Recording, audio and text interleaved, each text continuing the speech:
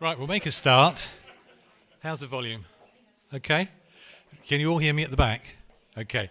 First of all, a huge thanks for all turning out tonight. It's great to see so many of you, and it's very exciting for us. You will have been welcomed at the door and given a share prospectus and an application form. Tonight is intended to complement these documents and any others that you may have received, and to answer any questions that you may have. First thing to mention, of course, is beloved COVID. Please don't remain at the meeting if you feel unwell. We've made the hall as well ventilated as possible, with windows and doors wide open and seats spaced to allow social distancing. But that's become quite difficult because so many of you have turned out, but it is great to see. Please leave the windows and doors open. Please only put seats together with others in your bubble.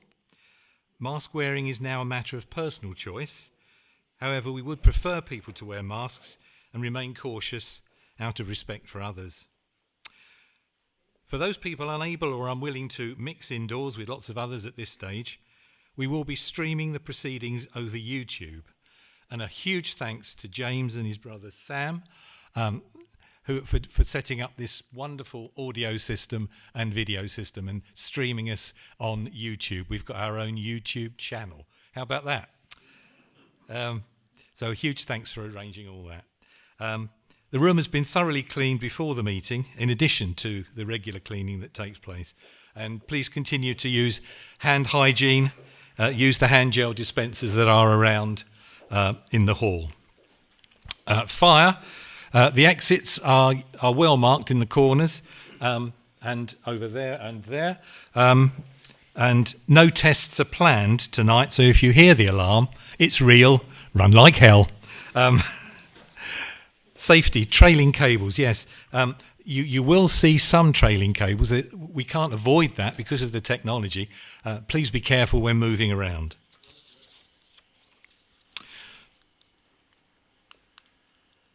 Introductions then. Come on in, welcome, sit down if you can find somewhere. I'm David Wood, and I've got the privilege to chair a great team of 10 highly skilled, professional and motivated volunteers who've all worked so hard over the past months, and none of them have made a penny from it. We all believe in community, as you do. You will meet many of them this evening as we've divided up the presentations tonight, so you don't just have to listen to me. We've got guest speakers with us as well, who will each have a chance to share their knowledge with us. We're very pleased to be joined by David Flory, that's David, who is the press and PR representative for the team who bought the boot at Alton. Alton is about, 10 miles north of Leominster? 5 miles north. 5 miles north of Leominster, it's getting closer. He's going to tell us about their successes when they bought out their community pub. We're also very pleased to be joined by Chris Buckham. There's Chris.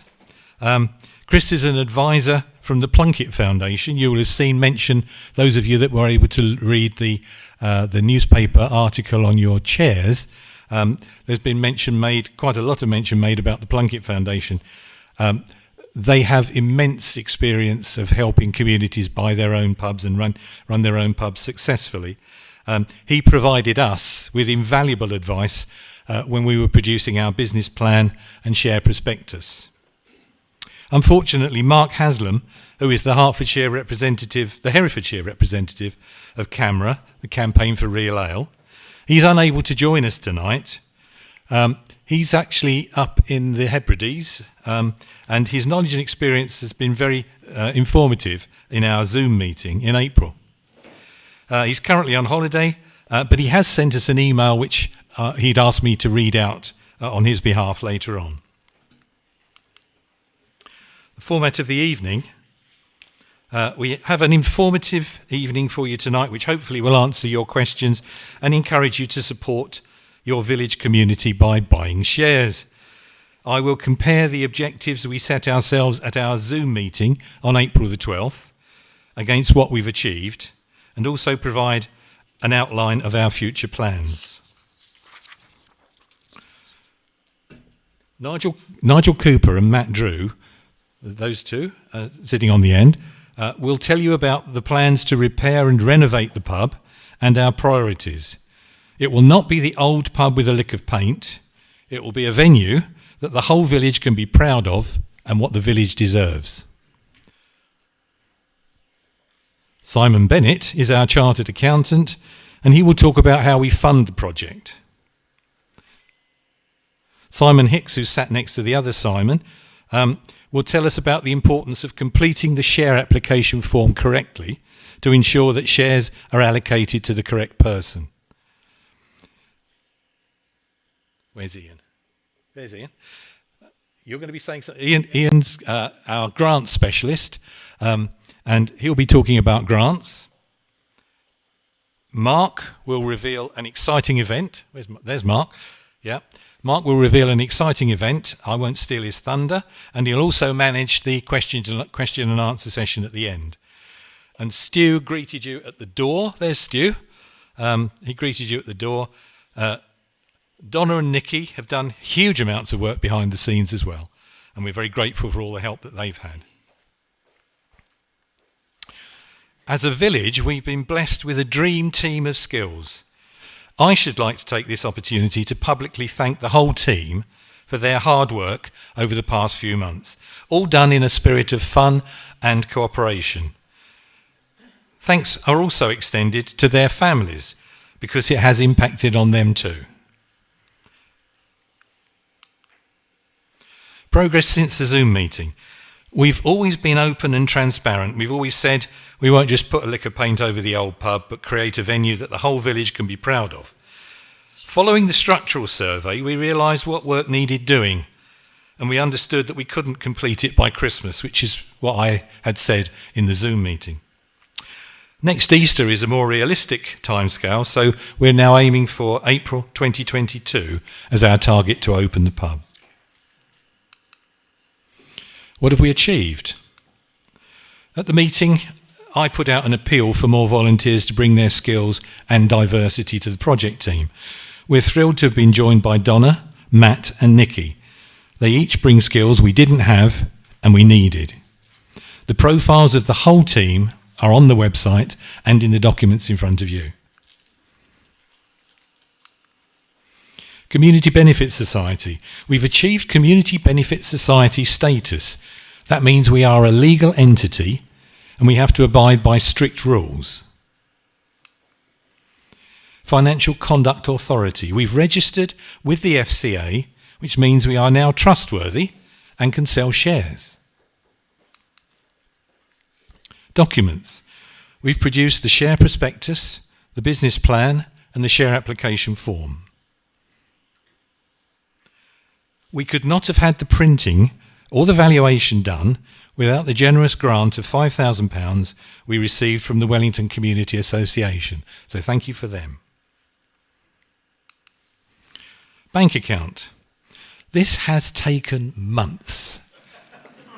It's almost the worst thing in terms of all the things we've had to struggle with to get a damn bank account. And we've only just got the bank account. So it's frightening. It really is. Share offer. We've opened our share offer on the 10th of July and intend to close it on the 4th of September. Shares are selling well, and we need the community to play its part and buy the shares. Tonight, I suppose you could say, is the formal launch of the share offer, and buying shares is your chance to save the pub. The bid. You want to know how much we've offered. We've had the pub valued by a well-respected professional pub valuer who valued the pub at £275,000. You may remember it was on the market at £300,000. We've been fortunate in having a full structural survey by Andy Baker. Andy lives in the village, and he undertook that for the community at no cost. So thank you, Andy. This work has informed our negotiations, and we made our bid £275,000, £25,000 below the asking price. The bid has been accepted in principle although Sidney Phillips has been asked to keep the pub on the market until we pay up.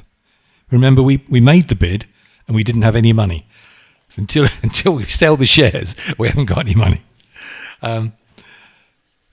We intend that we will raise the money, hopefully by the 4th of September this year, when the share offer closes. And the figures are looking very positive at the moment, with over £30,000 pledged and still 5 weeks to go. Once we've raised sufficient money to buy the pub, we will then cash the cheques and bank the money. Up to now, it's basically sitting in a holding account. And then we'll buy the pub on behalf of the community. The next steps are to undertake the repairs and renovations in priority order, doing the most urgent jobs first. You'll be pleased to hear that I'm going to shut up now and hand over to Nigel and Matt, who will explain in detail their plans for improvement.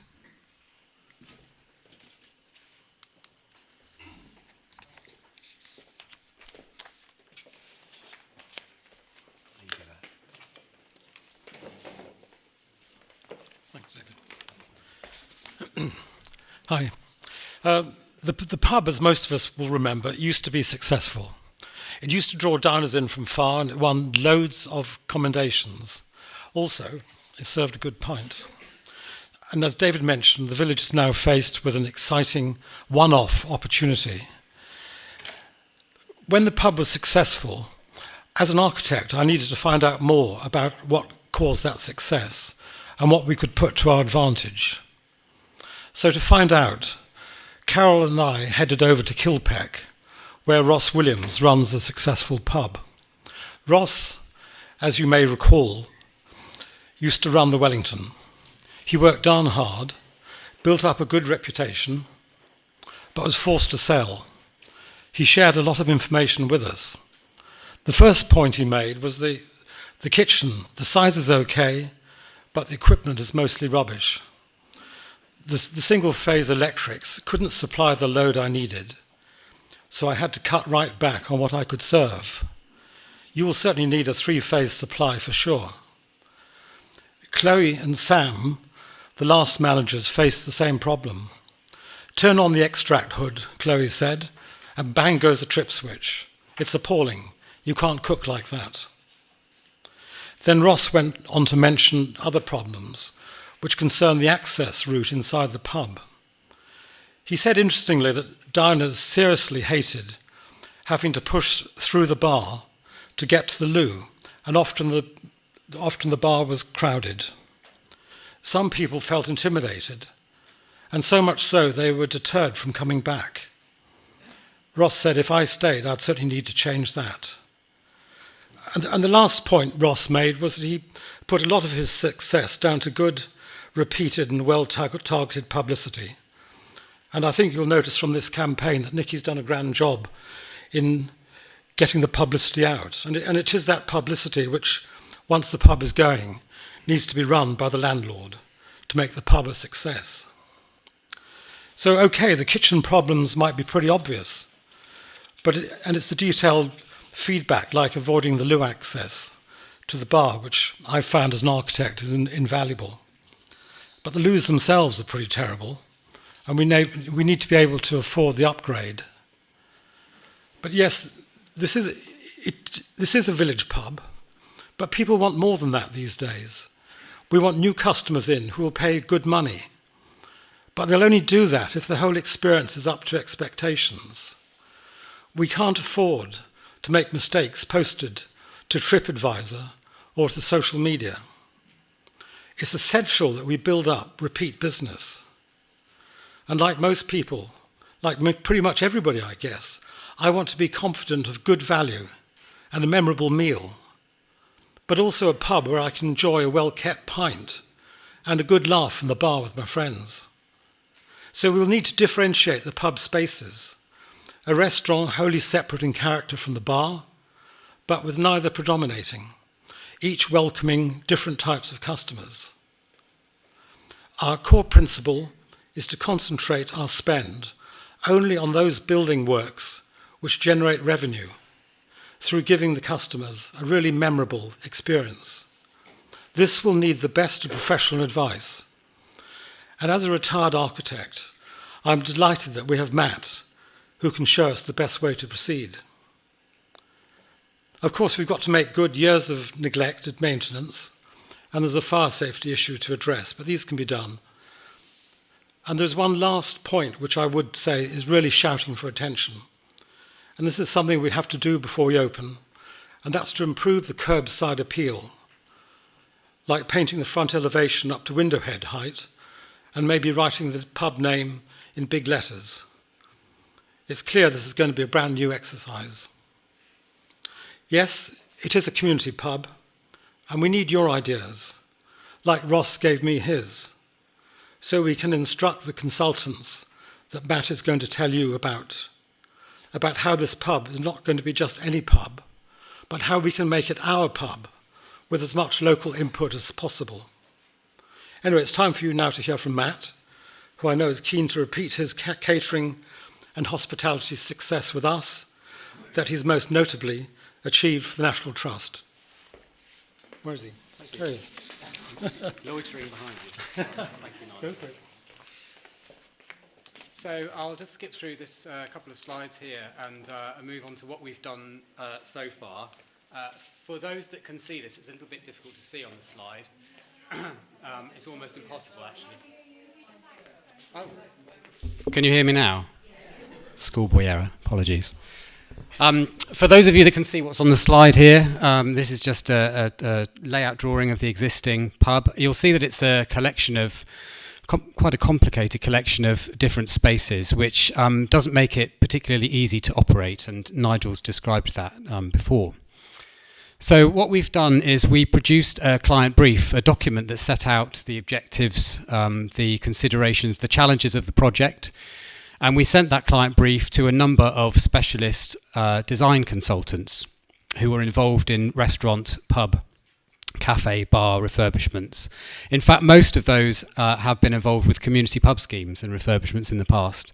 And we asked them to provide proposals on how they might work on the project if they were successful working with us. And from the responses that we received, we selected a preferred design consultant. They came free of charge to the pub. They conducted a survey, and they came up with a number of schemes, layout schemes, which would improve the operational efficiency of the pub, but also improve the customer experience and address some of the issues that Nigel's talked about. Those options are dependent on various levels of funding, so low cost options, medium costs, etc. And until we understand the funding that's available to us, we won't know which one of those options to progress with, but we're on pause for the moment on that. This slide just shows you an example of what that looks like. We'll make it available, I'm sure, on the website at a later date so that you can have a look at it. The scheme which we've shown here is the preferred one at the moment, and that involves improving the entrance at the rear of the pub and moving that to a prior entranceway that was for the cellar, and then improving considerably the toilet facilities at the back of the pub. And as Nigel said, it's really important that the bulk of the investment is made in areas that generate revenue or support the generation of revenue. So the kitchen areas, back of house, the cellar, the storage areas will receive investment, but we'll also be mindful of optimising the seating capacity and covers in the restaurant and also in the bar area, because that's where the revenue is generated from. So how are we planning to actually conduct the refurbishment? Well, really it's a network of people, different people involved in different ways. So for the technical areas of the refurbishment, the kitchen in particular, the cellar and the bar, we'll need to make use of the services of commercial fit-out contractors who will do the job properly and are aware of all the pitfalls that come with refitting kitchens and so on. But we'll also want to make use of local tradespeople as well. So for the general building works and repairs, we would like to put that out to local tradespeople. And also we'll be heavily reliant on people like you, people in this hall who are up for volunteering and helping us to carry out work around the pub. Things like improving the outdoor spaces, front and back, the garden, for instance, refurbishing and repairing and redecorating upstairs, the tenant accommodation, and even things like ripping out toilets. So all of the glamorous stuff we'll leave to you. I hope that hasn't put too many of you off. But it's going to be a really exciting project and a really great network of people working together. So I'm looking forward to that. I think I'm handing over to Simon. Thank you.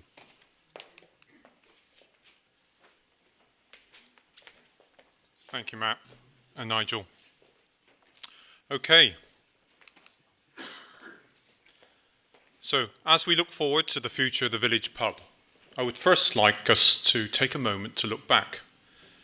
George Follis, the late husband of Anne Follis, who lives in Bridge Lane in Wellington, was born in the pub.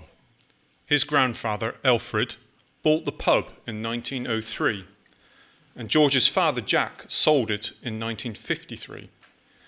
The screen shows an extract from the evaluation of the fixtures and effects and stock in trade. It was valued at a grand total of £241, 15 shillings and a penny. And it's in the History Society archive. If you look down at everything, was valued from hooks to screws, you name it, it was valued. I wonder what it would be worth today. All the numbers I'm about to show you are included in the share prospectus, which you were given on entry, or it can be downloaded from the pub website. I would encourage you to read this before making a decision about buying shares. So let's start with what will it cost. This slide shows the same total of 460,000 as you've seen in the share prospectus. However, the detail is slightly different, as we now know that our £275,000 offer has been accepted. We've consequently adjusted the stamp duty, and what this means is we have more to spend on improvements, which has already been explained to you. This is now increased to 150,000. Ironically, these were the numbers that we included in our original budget. But without an accepted offer, we felt that we had to use the asking price in the share prospectus and the business plan. We've also saved on some of the other projected costs through offers of free help. So someone has offered to do the conveyancing service for us, should we purchase the pub free of charge. Matt has just been talking to you about the designs that came from Inspire Design. They put in a lot of work, and that would have cost a lot of money had we had to pay for that, and that's all free of charge. So thanks to Matt's connections there. You've already heard about Andrew Baker, and he produced a detailed structural survey for us free of charge. All these things help. The crunch, how do we plan to fund it? Well, we need to raise 460,000 from one source or another. I've deliberately listed these sources in the order shown on the slide, as they are our order of preference. Starting with donations. For a community benefit society, this is free money. There's no need to repay it or pay a return. It also increases the equity for shareholders and decreases their risk. Why would somebody want to do this? Well, there are some people that want to help, want to contribute to the purchase of the pub, but don't necessarily want the hassle of shares. Secondly, we've got grants on there. Again, this is free money. And like donations, it increases equity and reduces risk. We are hoping to be successful in securing funds from the recently launched Community Ownership Fund, and you'll hear about other opportunities from Ian shortly. Thirdly, shares, and that's why you're all here. That's where we hope to get the bulk of our money from, and I'll tell you a bit more about that in more detail later on. Fourthly, need to look at soft loans. Some people or organisations may wish to make a low interest or interest-free loan to the Community Benefit Society. This is attractive because it has a lower cost. However, it does commit us to a repayment schedule. And lastly, as a source of last resort, and as it's the most expensive, would be commercial loans. As they are, as I say, expensive, and they commit us to a repayment schedule. So we would like to avoid those if at all possible, and we're hoping that the shares mop up the need or avoid us having to go down that route. However, I can reassure you that our financial models allow for and can accommodate an element of funding from this source if necessary.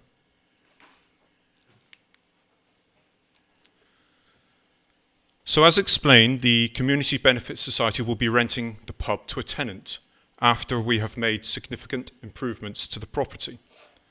Our aim is to attract a quality tenant and make it possible for them to be successful. A successful and profitable pub is more likely to meet the needs of the village and its surrounding communities. So this slide shows that we will start charging a modest 16,000 rent a year, which is just 8% of turnover. This is to give the tenant an easier start. We then propose increasing this to 10% of turnover over the next few years, which increases the income of the society to a sustainable level.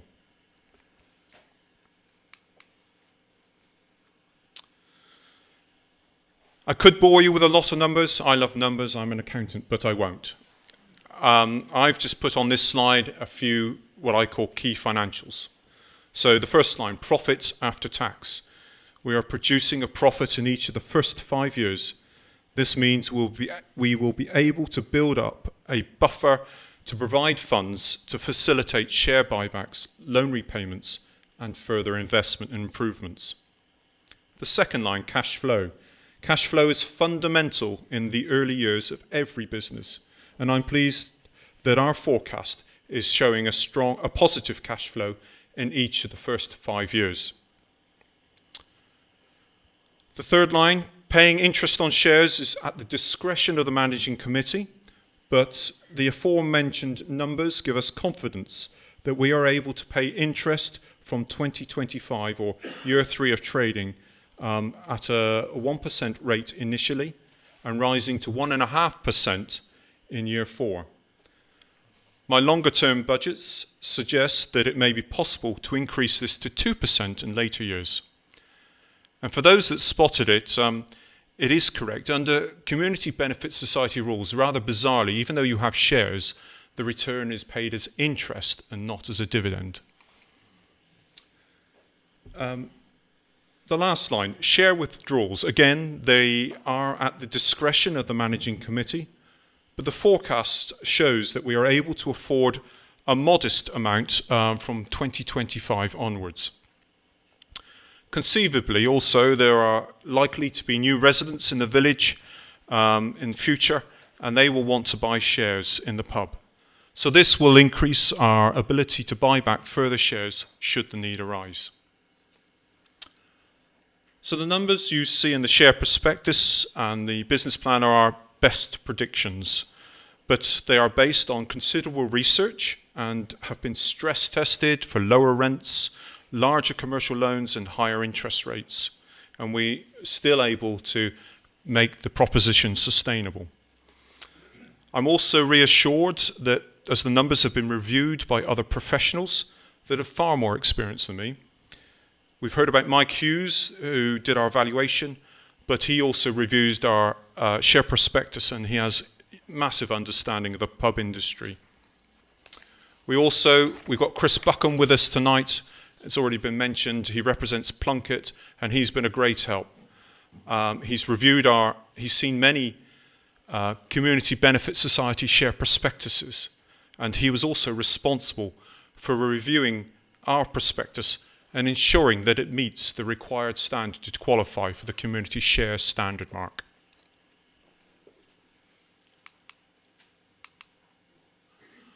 So, my last slide.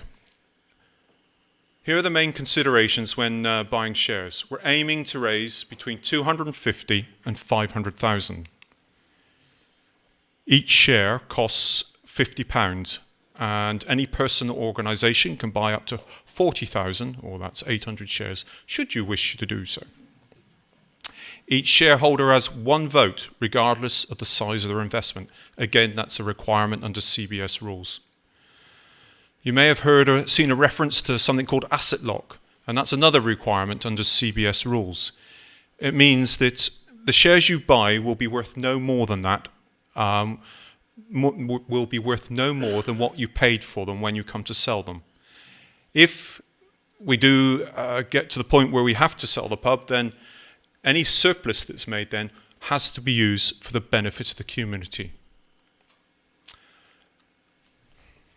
Sorry, I forgot to... There we go.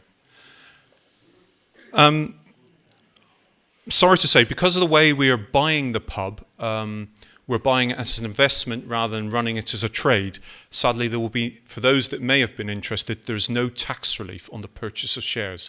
In some structures there is, but sadly not in ours. As David said earlier, don't waste your time, waste any time. The offer closes on the 4th of September, beg your pardon.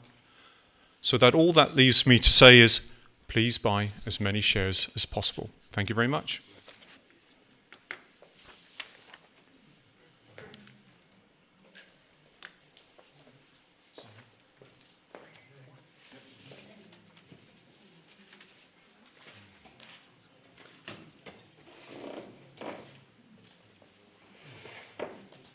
Hi, now for the final chapter in our story, how to buy your shares.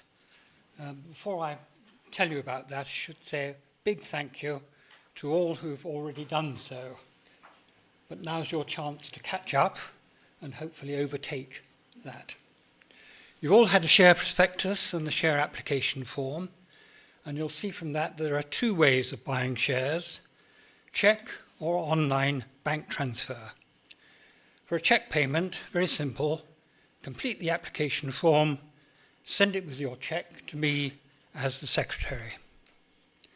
For payment online, remember to quote the reference number on the top of your form. Each form has a different number, so we don't get mixed up. And when you complete the bank paying details, the account number and the sort code, remember to quote that reference number there. We need this to match the payment with your application. Otherwise, there's a lot of money floating around and a lot of names not attached. We don't want that.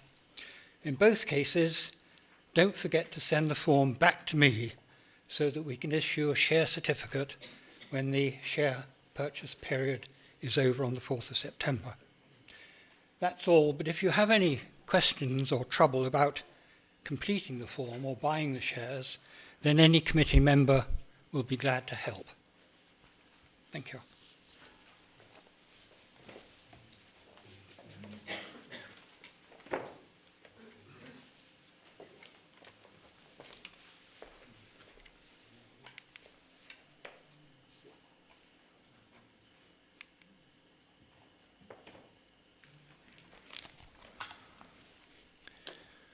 Okay, good evening, everybody.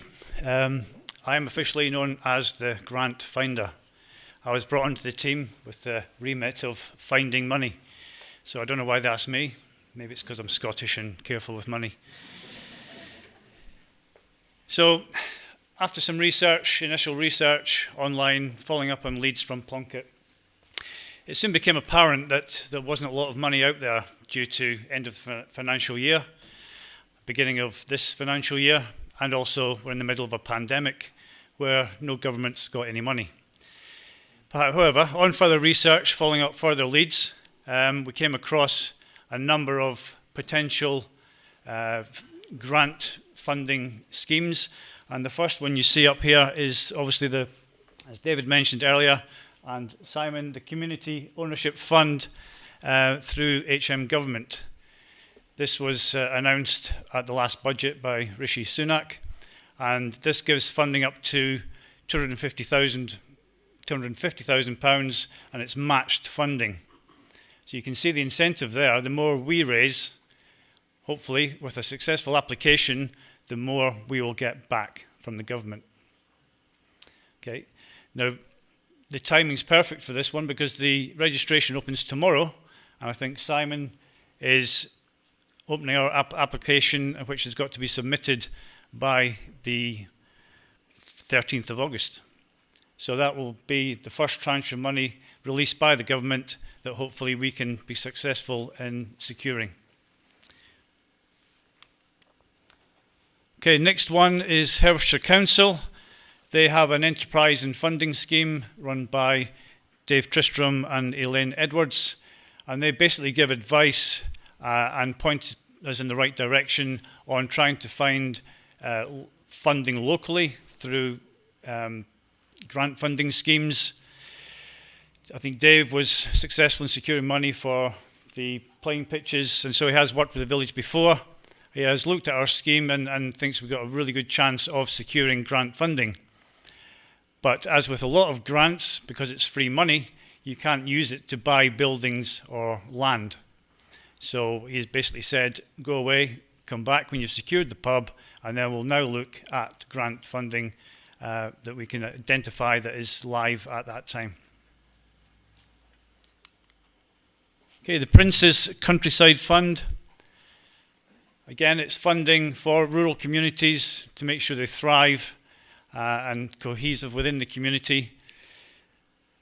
This can be around, I think, minimum £10,000. And again, when I made contact with the person, the point of contact on the fund, again, the caveat was go away, secure the pub, and come back to us to apply for grant funding. Again, you cannot use grants to buy property, land, etc. And lastly, the National Lottery Community Fund. Okay, again, you can apply for grants for under £10,000 or over £10,000. Most grant funding out with the government is funded by the National Lottery.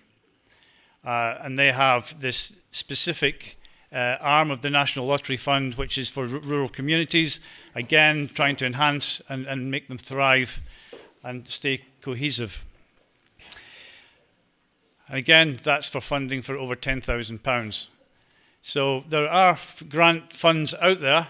It's going to take a lot of hard work to fill in the applications, submit the applications, and fingers crossed we are successful. So the big one is the Community Ownership Fund, and we'll be starting that application tomorrow. So fingers crossed we are successful. Thank you.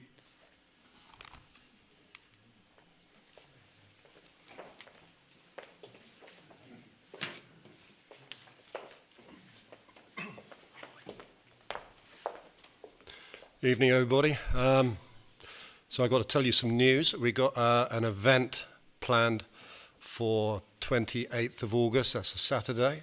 John Gallagher, who's the current owner of the pub, has agreed for us to be able to use the beer garden. And as a consequence, we're going to put a bar in there. We've got a band already booked. Still to organise the Portaloos, but I'm sure we can do that. I think we've got some cider organised, haven't we, Tom? And I think we've also got a sale and return from the shop. Thank you, Julie, if you're here or anybody from the shop is here. So that's going to be really, really exciting. And we think that'll be a lovely way to remind people what it's like to have a pub. And we won't be able to use the actual pub facilities. We'll be out in the garden. But we'll have an electricity supply, etc., and we'll have a pop-up bar. We just think it's what the community needs, and I know speaking to David earlier on, Vicar, there's also another event on the 4th of September. These are the sort of things we need as a community, so I hope you all can support that. As and when we get more confirmation, we'll put leaflets, etc., or posters around the village for that. Good, okay. We're going to go now to you, David, or to David Flory next. Okay, thank you all. Hello, I'm David. Excuse me, I'm David Flory from another boot, from the boot at Alton, and we're a little bit ahead of you on your journey. We launched our share prospectus in October 2018, after 18 months, nearly 2 years' work actually as a committee, getting to that point. We had a very reluctant owner who wanted to develop the site into 5 unwanted houses. So it was quite a long road for us. Share prospectus went live October. We bought the pub in February of 2019. We had 2 holes the size of bathtubs in the roof. So we had quite a lot of building work to do, which took 6 months. We opened on bank holiday, August bank holiday weekend in 2019. We had financial plans and everything just like you had. When lockdown happened, by March of 2020, we were on a batting average for turnover there was an excess of our 5-year target. I, of course, remember nothing of this time because I was blind drunk behind the bar in the boot, almost all of it. Not at all. That was really because of the support that the community and our shareholders gave us. We have 350 shareholders who raised the capital so that we could buy the pub at an almost identical price to you, and do the work that we had to do. I've got a copy of our prospectus here if anyone wants to see to compare figures. It's very, very similar. And we had a similar set of rules, and in fact we have identical rules to you.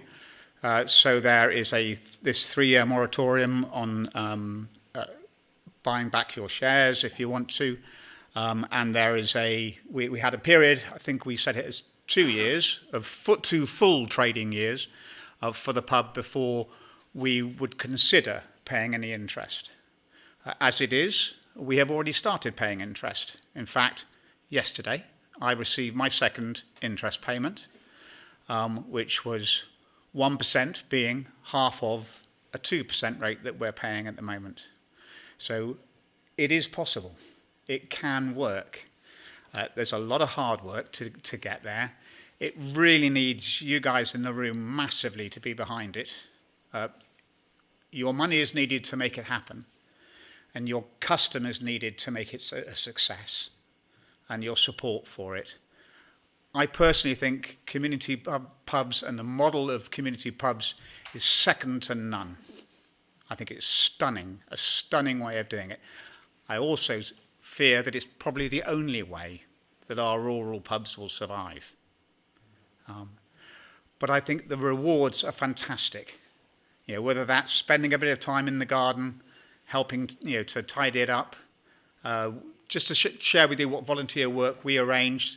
We had trades, commercial trades, obviously doing all the important and dangerous and technical stuff. But we painted the pub top to bottom. We did get our builders to do the first floor and above because they had scaffolds and all that, and we didn't really want our volunteers falling off ladders. But we painted all of the ground floor, we painted the whole of the inside, we did all the work on the gardens. The gardens are still maintained by one of our shareholders. That's between him and the landlord. Yes, so there are a lot of people who didn't just put their hand in their pocket and put their money into shares, but put their time and effort into cleaning furniture, painting walls, and digging up weeds. And they feel it's their pub. And indeed it is. So I wish you all the best with the very exciting journey ahead of you. It can happen. And it's succeeded very well for us. And you'll be welcome to come and spend your money in the boot up the road anytime you're north of Leominster. Thank you.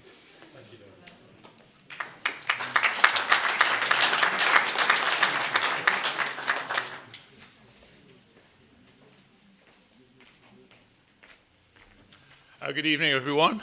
I'm Chris Buckham, and as you've heard from the committee and other previous speakers, I've been working quite closely with your committee here.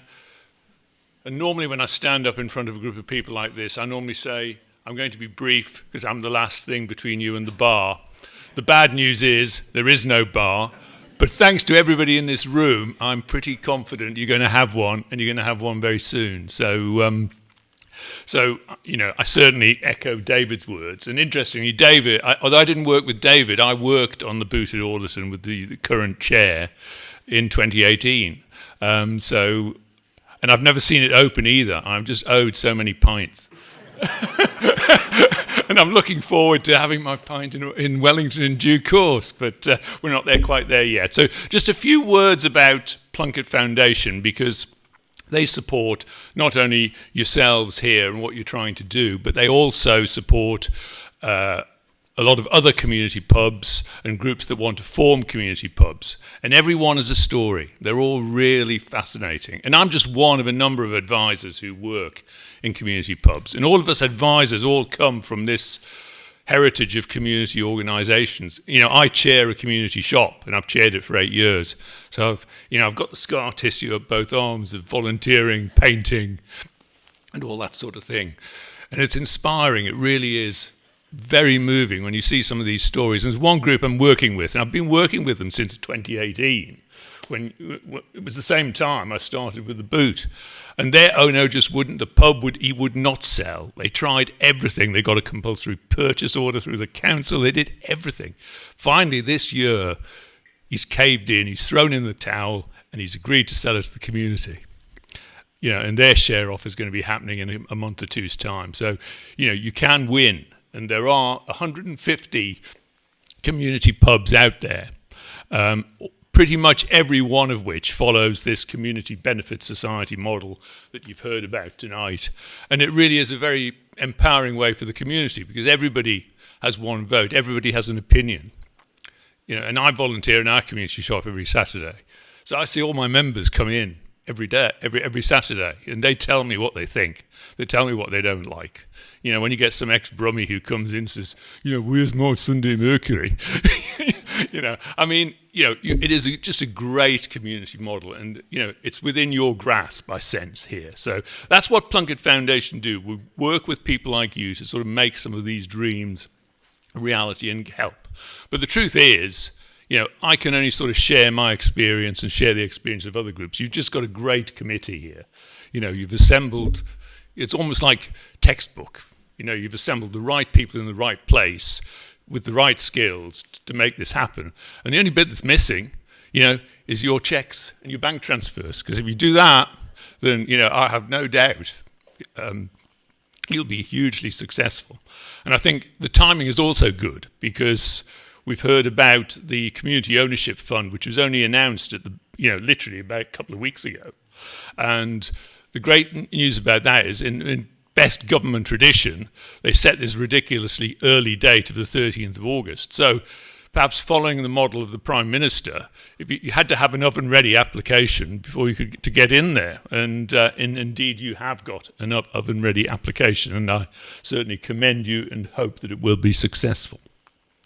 So I think that's really all I want to say. I'm, on the panel. I can take some questions about the wider experience, just as David can describe what he's done.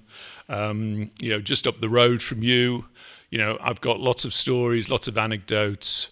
If you really want to understand the sort of the nuances of a community benefit society governance model, I'm your man on that. But some of it's pretty dry, I can tell you. But that's what I'm here for, is to give you the answers on that. So all I can really do is say, look, you're following a good path that's been well proven, and I think these guys have all given you this great opportunity. So I commend the share offer to you. I did hear, did you say the 25th of August there's a bit of a do? The pop-up? 28th of August, right? Well, I'm not that far away. I'm only in the Vale of Evesham, so perhaps I can come and get my pint. So with that, thanks very much, everyone, and enjoy the rest of the evening. Thank you, Chris.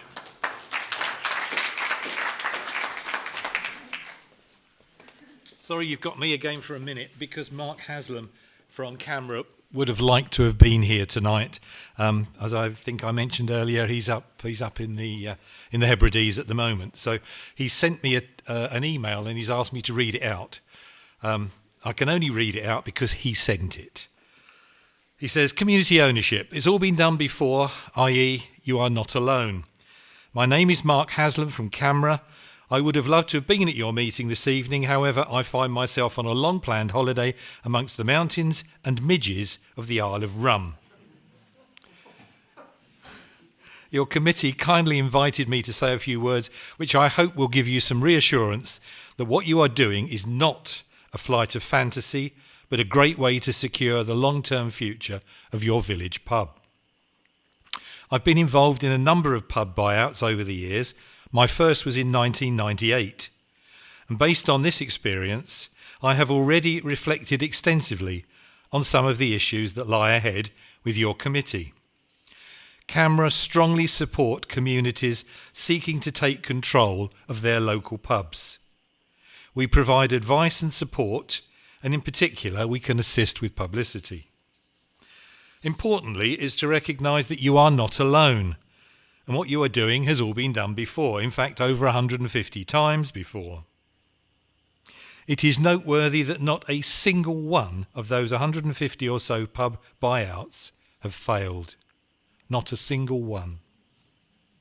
When one considers that the vast majority of those pubs were deemed to be commercially unviable, and many were certainly marginal in terms of their operation, it shows how transformative taking a pub into community ownership is. It also gives a community control over the destiny of their local pub. No longer are you left to the whim of a private owner or pub chain as to whether your local pub provides the amenity you need. It also sets a pub on a long-term, sustainable footing. A reasonable question one might ask at this juncture is, why will the pub succeed under community ownership when it struggled under private ownership? Setting aside the matter of individual past owners, personal business plans, community ownership offers a number of structural financial benefits. The community shares will not only provide the necessary funds to buy the freehold of the pub and to refurbish it, but will allow the new operator to run their business without being saddled with a large mortgage or rent. Further, free of the tie of a pub company, they can also buy their goods and services, including beer, in the free trade, something that not only keeps their costs down, but will also be more attractive to customers. This is a real win-win. Of course, your community has a track record of buyouts. With the shop you have successfully established. However, you have other factors strongly in your favour too. Your pub is certainly not typical of many of those that are acquired via a buyout. It has traded strongly and successfully in the recent past. It is located in a sizable and reasonably affluent village community and benefits from not being too distant from large centres of population, such as Hereford. It's got a good CV. Moreover, from my dealings with them, I can confirm that your committee have all the necessary skills and energy to deliver this project. I've been impressed with their considerable efforts and the plans that they have developed for the pub. I wholeheartedly commend this proposition to you. There is a lot of work to be done over the coming months, and it won't end when the pub finally reopens. However, one key task not to be overlooked is to ensure that you get the right people to run your pub. This is the difficult bit. Unfortunately, a lot of good people have left the trade, even more so after COVID. However, you have the big advantage of being able to offer a business opportunity at a much lower rent than that offered by the avaricious pub companies. I have already suggested to your committee that you keep an eye open for other publicans who run the sort of pub you want and offer them a new and better opportunity. Hopefully they will then make a good go of it and establish a sound and profitable business. This then gives the long-term continuity that a village pub needs. That's another win-win. In conclusion, I would say that community ownership gives the community control of their pub. No longer are you left to the vagaries of chance as to whether your pub thrives or dives. You are in the driving seat. I wish you well with your project, and CAMRA will be there to help where and when it can. Thank you. Right, so now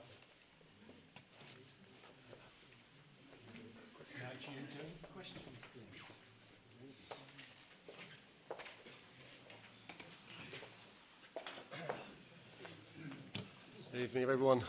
I'm afraid you got me as question master. I think I've been in the village longer than the others. So. That's a question, more an observation. The local Welcome magazine has got the wrong date for your share issue, and according to that, it's already passed. I don't know whether you're aware of that. The local Welcome magazine has got the wrong date in it. Okay, well. Can I just comment that when it went to publication, that was the proposed date.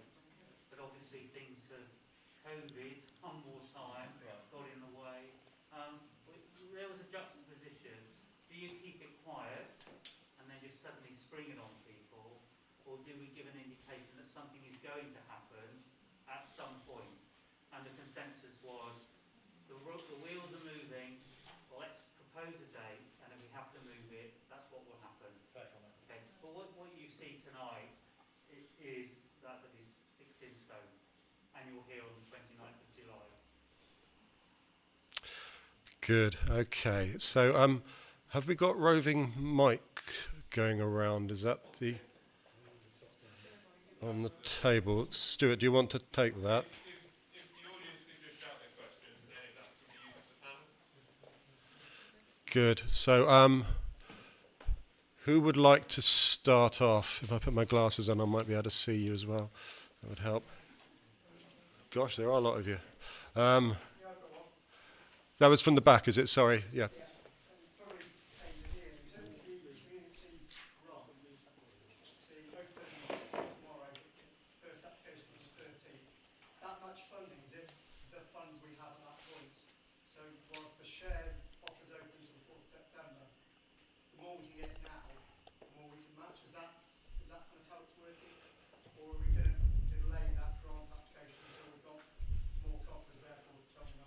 Right, okay, I don't know if we heard that on the panel. Is that a question that...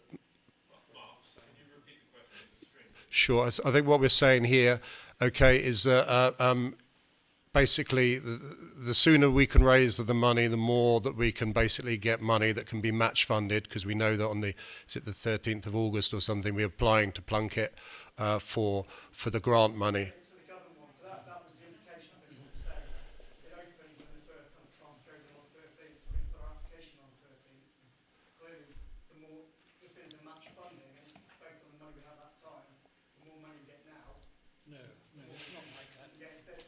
Right.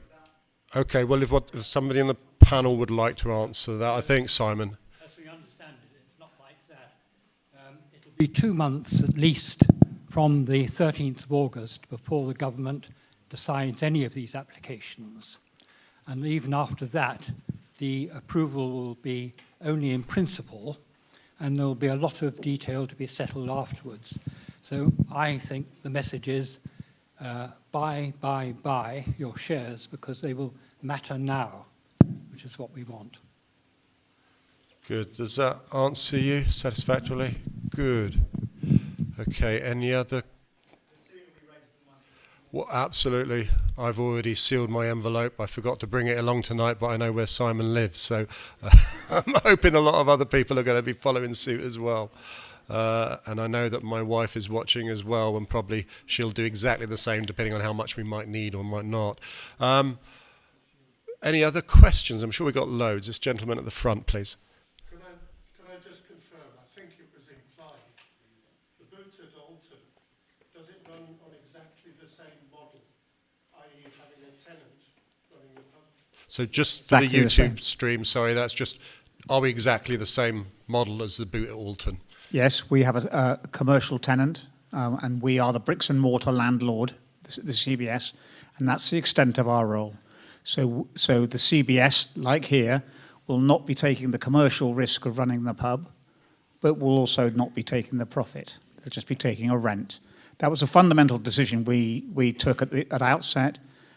We felt that hiring staff and running a pub by committee is a recipe for disaster in our minds, although many do it and do it very well, to be fair. Yeah, just to add to that, something like in the last survey of Plunkett, something like about 62% of all community-owned pubs were on this model, and the ones that were where the community managed the pub directly and employed a manager were generally, but not always, urban pubs.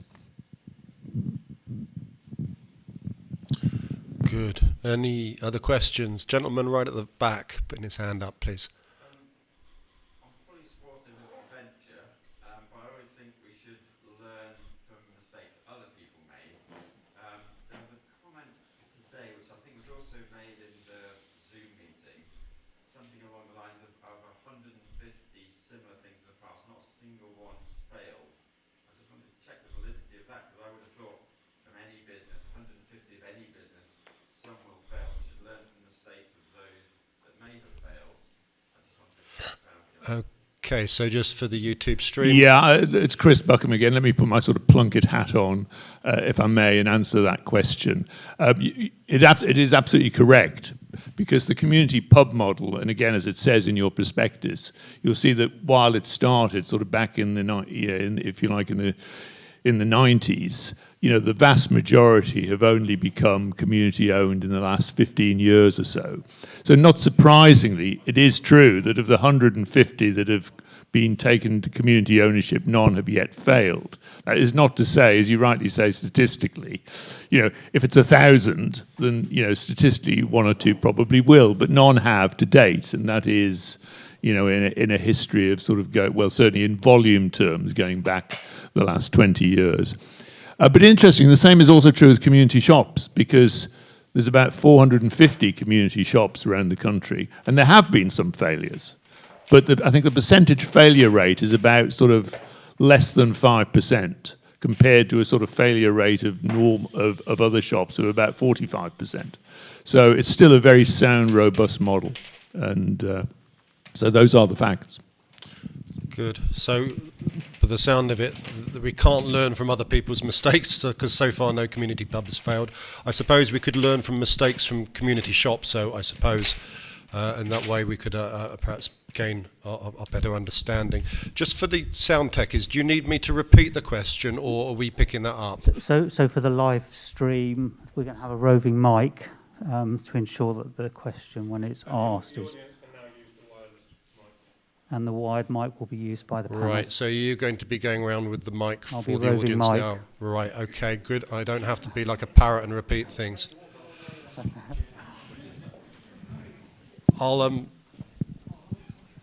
There's a gentleman at the back, but I think this lady at the front has got a question that I'll just take first, if I may. Sorry, the mic's at the back, if I can come to you in a moment.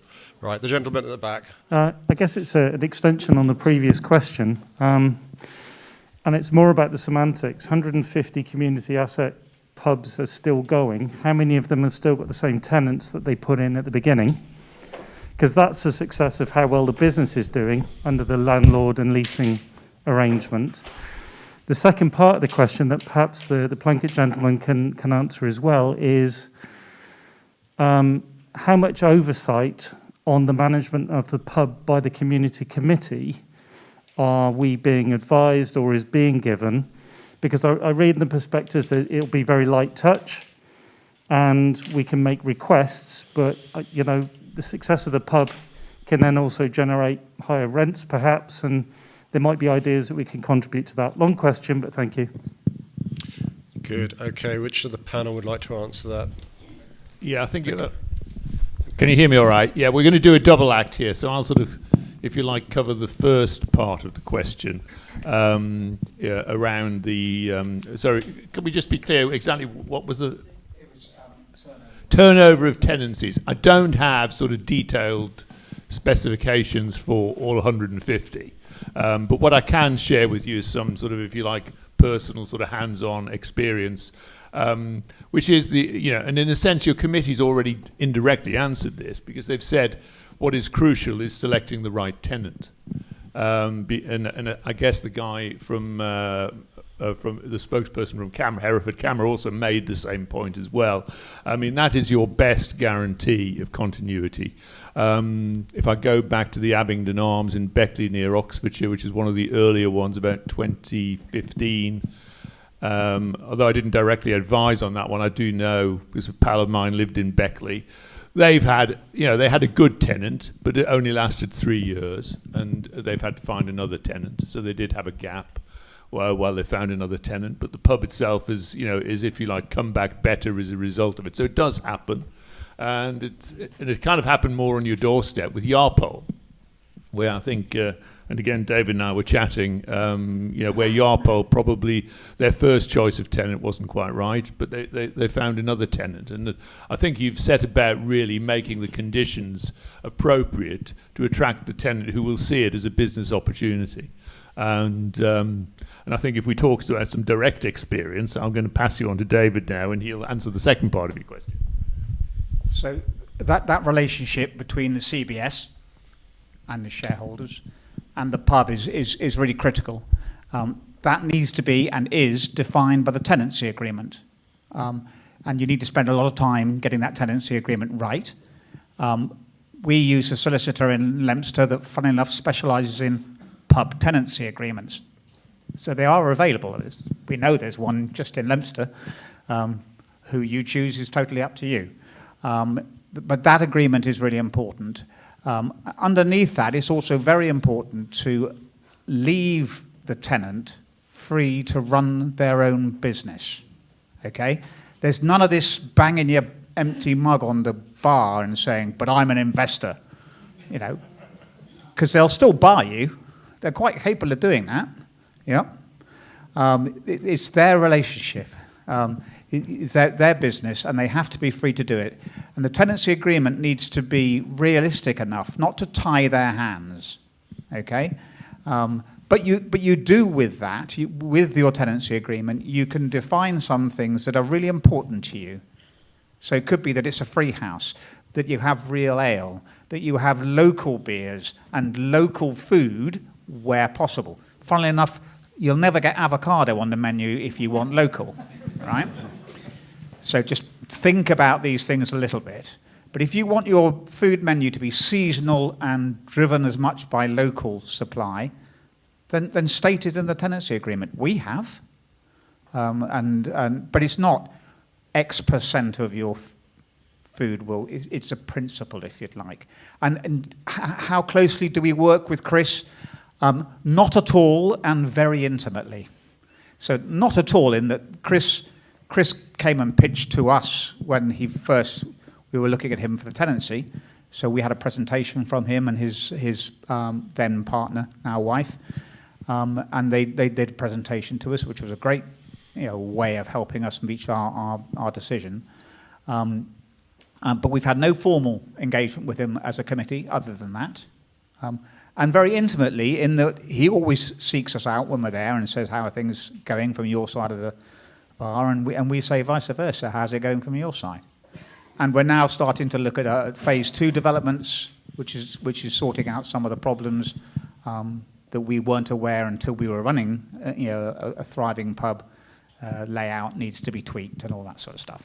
So I hope that helps. Good. Thank you, David. If we could have the question, Stuart, from the lady at the front, please. First of all, how do you intend to find this wonderful tenant, which I hope you do? And if they're not wonderful, would there be a clause in the agreement that you can get rid of them? We certainly do have an answer for that. Have we got anyone on the table that wants to take that, or do you want me to field that? We will have a tenancy agreement. And the tenancy agreement, we will be taking advice from our business advisor and from other pubs exactly how we can actually tie down people as to, making them work within certain parameters. But as said, we can't make it so tight that we're actually not making the business viable. So I think there's a really, really close balance. So I know from experience of once I worked for the council and we were given a farmer's market and everything had to be local, but we wanted a fish stall. Where do you get a fish stall from in Herefordshire unless you're selling coarse fish from the river? So you have to think beyond that, like the avocado. So you have to, you can put lots of things down in a tenancy agreement, and just like Green King, Punch Taverns, whoever, Whitbread, Fuller's, whatever, they will be able to tie down their tenants to working in the way that they want to. But we would say that it needs to be open and free enough for for the actual tenant to make money from it. Otherwise, if we control it too much, it won't work. And that's the experience, I think, that we've had from our business advisor about how the relationship should go. Does that answer you, or was there another part that I haven't picked up? No, that's okay, apparently. Good. Mark, we've got a couple of questions coming through the live feed. Yeah, if you want to just read those out, Stuart, please. Yes, so first question is, can we buy some shares now and some at a future time? Yes and yes. So you can buy shares now. If you're living in the area, you can obviously have your application form and you can pick any of those up from any of the committee members. We've all got some. That's probably the easiest way to do it for people of my age group. If you want to as well, you can just go onto our website and you can download a form, and that you then have to print the form out, put your wet signature on it. You, as I think Simon said earlier on, you create your own unique reference number, but those shares are available now.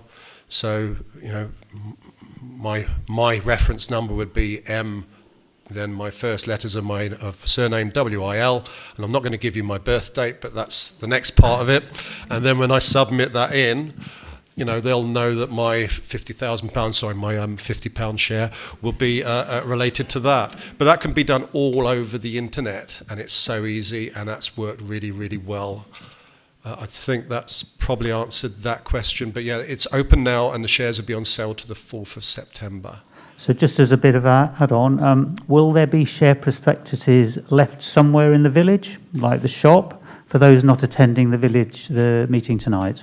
Definitely. We've printed out 500. There aren't 500 of you. We couldn't physically fit you all in here anyway. I know that a number of people have already had them. We've started to door knock and go around. A number of you had already had them. We would appreciate that if you only take one per household. But yeah, we will be leaving them in strategic places. I know that Julie is going to be very, very sort of generous in the way that we can leave stuff in the shop. And I think, Stuart, is that pop-up events? A pop-up events. Yeah, I so thought you were mentioning the church and steeple then and the people inside. But and I didn't know David had offered, but thank you if you have, David. Yeah, we'll have pop-up events. So we've already targeted the fish and chip shop at the van, because we know a lot of people go to that. And on Saturdays, we'll be probably outside the pub or somewhere like that with loads of them. And as well as the share prospectus, we have got a smaller number of business plans if you like numbers. So people like Simon will definitely want to read that sort of thing. If you're like me, I'd just like probably read the share prospectus and the stuff you've seen there. But it's horses for courses, so it's all there for you, and it's all been read and approved by Plunkett, okay? That kite mark on the front says that they're very happy with the content of it. We didn't want to release it without that. We didn't want to get it wrong. We wanted it, you know, you deserve to have it right. So I think that's probably answered that one. Any other questions coming yet at all? Nope. I'll go to the gentleman there, and then I'll go to the gentleman in the front. Good evening.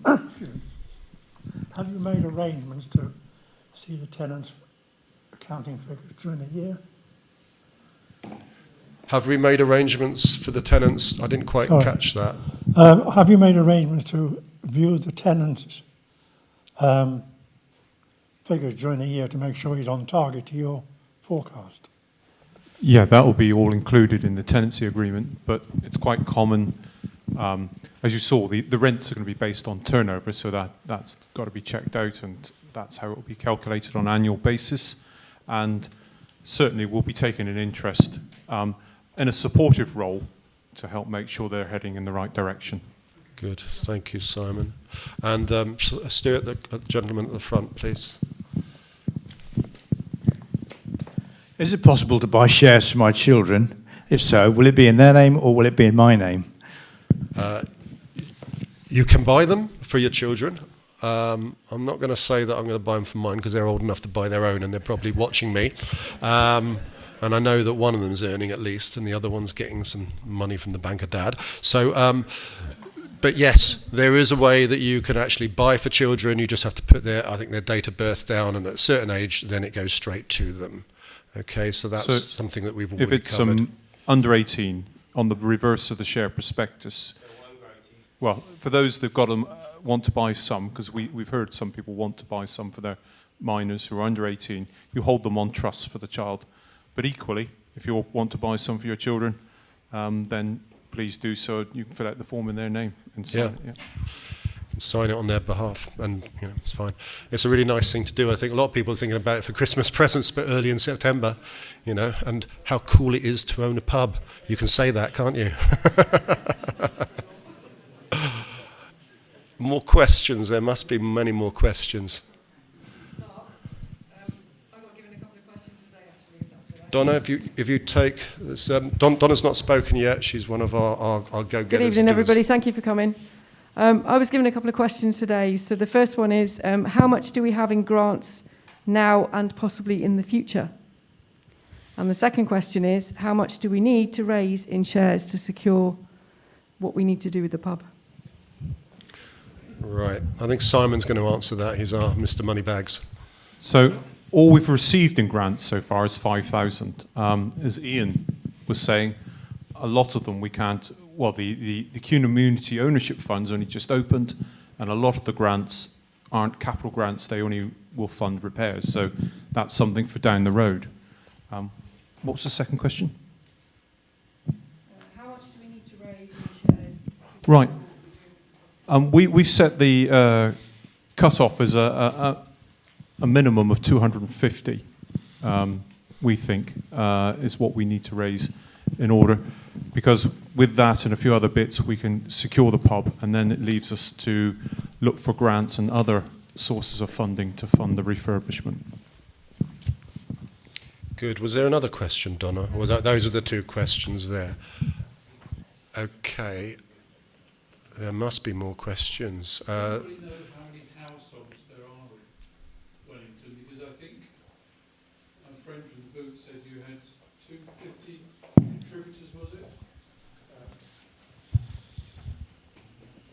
So this is a question, how many households and how many contributors there are in Wellington, I think. So in Alton, we had 350 investors, and we raised almost exactly to the penny 350,000. So it was on average £1,000.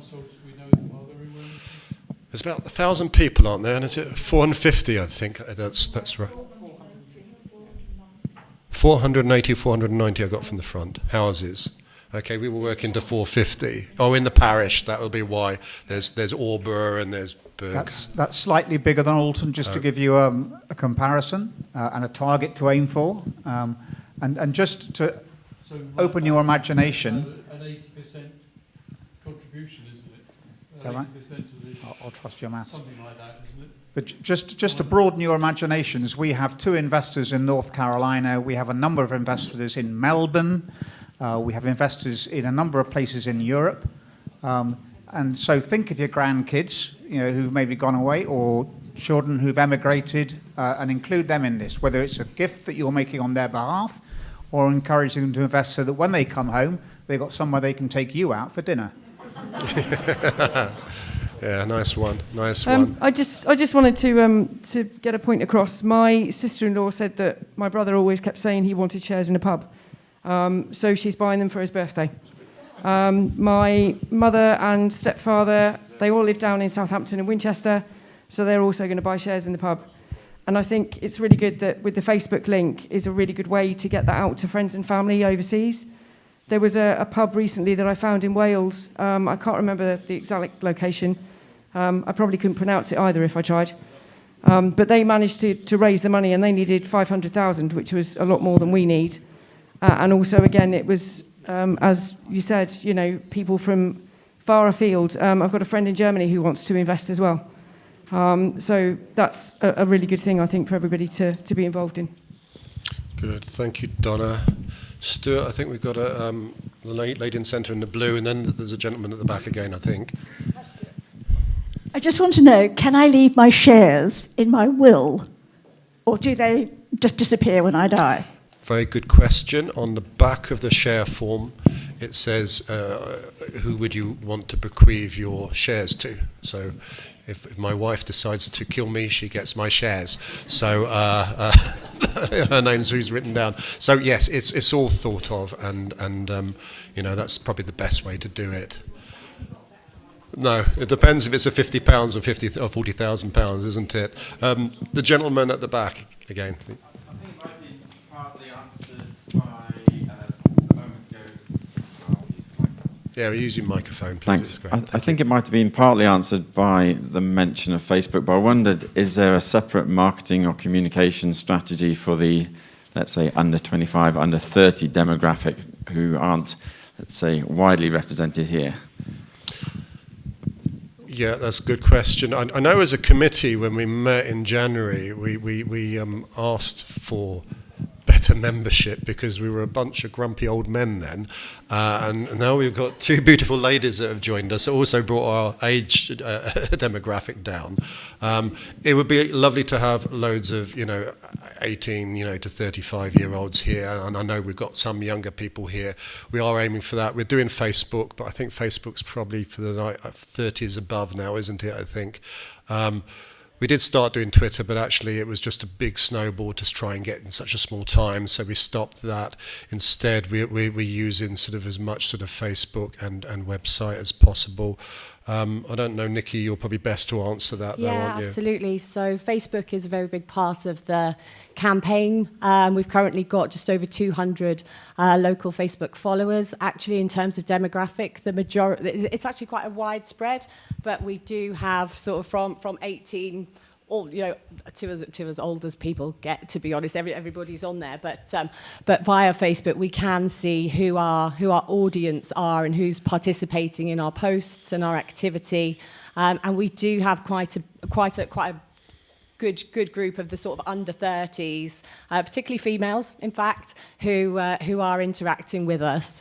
We're also using Facebook to broaden our reach, in response to your question there. So you may have seen this week we had quite a large feature on the Your Herefordshire site. So they have, I believe, sort of around 5,000 followers. And we're also very aware that Moreton-on-Lug and Marden, our neighbouring villages, also don't have pubs at the moment. So potentially, we're a great opportunity for them to have a local pub as well. So we've been Facebook targeting their village groups as well. So as much as you're seeing us on the Wellington village group, we're also talking to Moreton and Marden in particular, to gain their interest and their support. The Facebook page has been great for advertising this event, so thank you to everybody who responded via Facebook. And if you do have Facebook, then it's a great opportunity to hear kind of on a weekly basis. We're probably putting sort of 2 or 3 updates every week as to how we're getting on online, so that you don't have to sort of scour the village for something attached to a tree. You can have it right there in the palm of your hand, and it's a good communication tool to talk to us as well. So if people want to ask us a question, it's really, really easy for you to send us a Facebook message. I have control of it. It will probably be me who responds back to you, and we'll always do that as quickly as we possibly can if you've got any questions or need any help. Brilliant. There's not an Instagram yet. I think for Instagram, as soon as we are in the pub and we start doing the refurbishment, it will be a fantastic tool for us to share how we're progressing. We want to show you us knocking those walls down, dragging those awful loos out, and show you our journey from going into the pub and see how it changes. For now, though, as Mark said, we had a little go on Twitter, we had Facebook, and actually we didn't want to dilute what we were doing. So we've really focused on Facebook for now as a communication tool. But absolutely, as soon as we've got something great and pictorial to show you, then we plan to start an Instagram account so that we can document our journey and the refurbishment of the pub. Great. Okay. Thank you, Nikki. That's really good. Okay, we've got another speaker at the back. I might have missed this, but if somebody wants to make a donation rather than buy shares, can you claim gift aid on it? All right. Question about gift aid.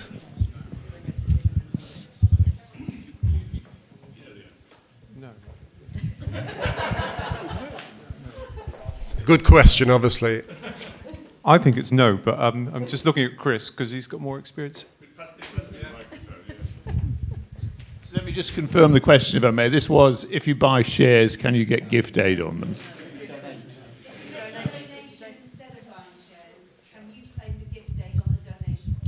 If it's a donation, I don't think, because you're not a registered charity. What some groups have done to sort of handle this is donations have been received by a village charity, which has in turn dispersed and supported local groups. So I worked with a community shop in the Cotswolds, and they had a very robust village charity. Interestingly, the treasurer of the village charity and the shop was the same individual. I'm not quite sure how that works, but I think that's the answer. Yeah, so we're not a registered charity. We are a commercial entity. We will be paying tax as an organisation. So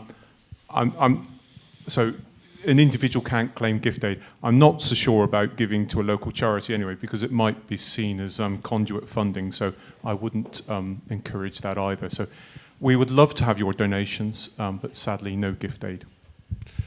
Good, okay. We're probably going to take questions to 8:30, so there's still time for another one or maybe even two quick ones. Do I have any question at the front from Sylvia? Yeah, I'd like to say that in our village we've got Wellington Social Club, which is a very long established club and has a great history, and they do a fantastic job there. They've got lots of amenities, and I would hope that we could run in tandem with them and have competitions and, you know, make the village all inclusive and get everybody coming along to different functions, either at the pub or at the club. You know, share it's all in the village, and keep the village as a village, not two separate sections. Exactly. No, that's a really good question, and it's something we've been very conscious of, because we've actually been very supportive of the social club. In fact, we're going there for a beer afterwards if anyone wants to join us, because it serves different purposes. But you wouldn't go to the social club to sit down and have a Sunday dinner or a meal or whatever. But it's a bit like the shop. The shop won't be in competition. I think they all complement each other, and we're very, very conscious about that, because there's a place for all of us.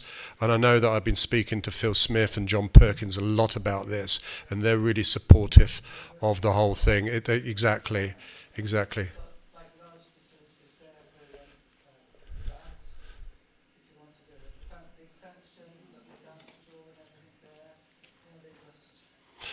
Good. So just for the stream, Sylvia's saying they've got a big function room and things, and in the fun week they have the quizzes and stuff. I think we complement each other, and I just like the lads that were running the last pub.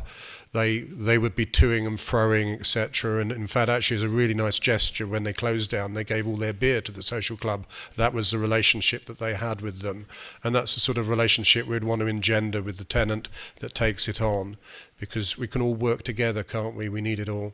I'm just going to go quickly, Sylvia, to the back. We can squeeze in another question, but thank you for that.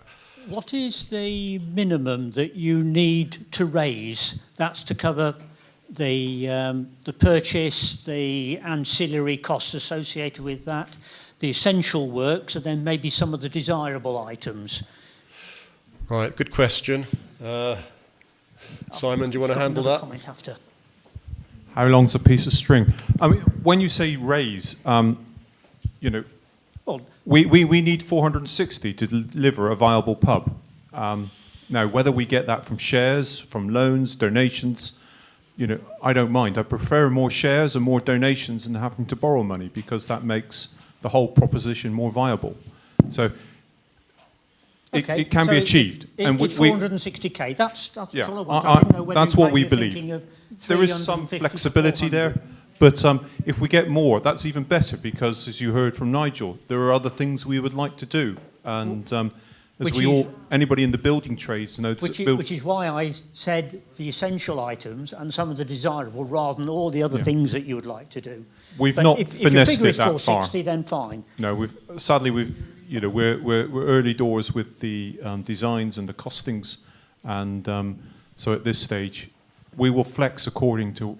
We'll cut our cloth to whatever we received. Yeah, I think that's probably well said. I mean, ultimately, Fred, what we need to do is buy it, and if we can raise that surplus and more so, it will then, that will tell us how much further we can go. I know I took one question on the doorstep about, why are we prioritising the toilets over the kitchen? They're kind of all interlinked. You have to do the drainage all at the same time, and all the water mains, water, etc. So, we will go as far as we can. We know what we want, and we know what the problems with the pub was. We don't want to open the pub as was. We think you as a community deserve a really good pub, and this is the opportunity to invest in it and make it into that, and we can be proud of it. So please go out and buy shares, and we're dead on 8:30. So no one's actually raised or maybe even thought about. But village communities, generally speaking, are decaying. If you don't, we've got a village shop, fine. If we don't have a village pub, then it is likely that the village will decay. So if you're going to be parochial about it and look at your own home, then actually having a viable pub in the village is a good selling point for coming when you want to sell That's a really the good house. point. Thank you. And at the moment, I was just going to say that I'm meeting estate agents about my mother's bungalow, and I asked that same question, and he said, well, if you have a pub in the village, it adds £10,000 onto the value. It really does. He said, you know, if he puts a house on the market near the Bell at Tillington at the moment, it's gone. People just love the fact they can walk to it. So, you know, just think of that and think of the value you're putting onto your house as well. So thank you for that very last snippet. That really helps. What I was going to say is that although I'd like to finish the questions now, the panel and our advisors and colleague from the Boot, we're all going to be around here. So if you prefer, you can just ask us questions one-to-one. It is also things on the tables that you can look at. We were asking if you were going to leave, if you could leave out through the door at the back, because it would be easier, I think, as a one-way sort of flow. But I was just going to sort of thank you on behalf of everybody for attendance. I know there's a lot of people as well on YouTube. I know that there's going to be probably more people there than in this hall. I counted, there seemed to be 70 or 80, I think, in the hall for those people on YouTube. So you can, you know, get a feeling of the, you know, how people feel so passionate and strong about it. The door knocking I've done, you know, very few people are saying no. Most people are saying yes. What you can afford is down to you. But please go out and buy shares. And please also hang around and ask any questions if you can. So thank you ever so much for coming, ladies and gentlemen.